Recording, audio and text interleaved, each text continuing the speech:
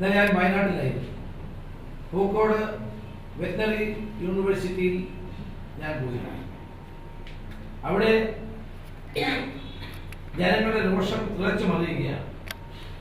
അവിടെ മാത്രമല്ല, കേരളത്തിലൊട്ടാകെ SFIക്കാർ ക്രിമിനൽ സംഘങ്ങളായി സംസ്ഥാനത്തുടനീളം അതിക്രമങ്ങൾ നടത്തിക്കൊണ്ടിരിക്കുകയാണ്.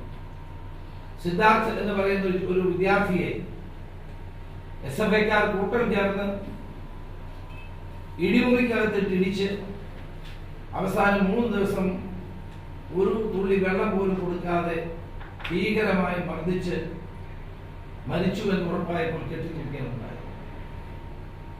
ആ ഡി നാരായണനെ ആണ് ആദ്യം സസ്പെൻഡ് ചെയ്തത്. VCയെ സസ്പെൻഡ് ചെയ്ത നടപടി 100% ശരിയാണ്.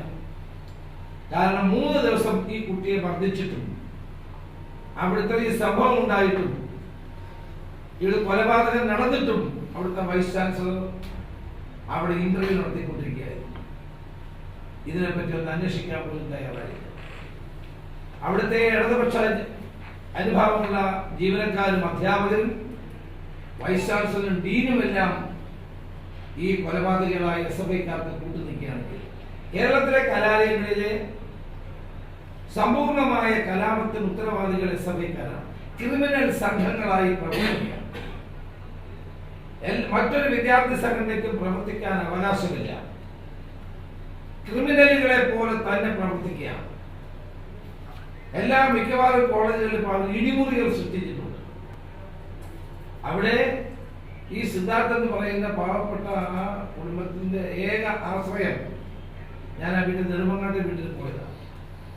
2 കുട്ടികളാണ്. ഒരാൾ പിതാവ് ഗൾഫിൽ ഡെയിലി വേജസ് പോലുള്ള ജോലി ചെയ്ത് ജീവിക്കുന്ന ഒരാളാണ്.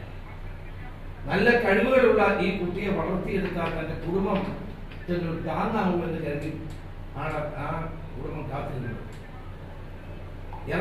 തിരുവനന്തപുരത്തേക്ക് വന്നുകൊണ്ടിരുന്ന സിദ്ധാർത്ഥനെ തിരികെ വിളിച്ച് ഭീകരമായി മർദ്ദിച്ചു. 3 ദിവസം ഒരിറ്റ് വെള്ളം പോലും കൊടുക്കാതെ SFIയുടെ നേതൃത്വത്തിൽ, അവരുടെ നേതാക്കന്മാരുടെ നേതൃത്വത്തിലാണ് ഇത്രയും സംഭവങ്ങളുണ്ടായത്.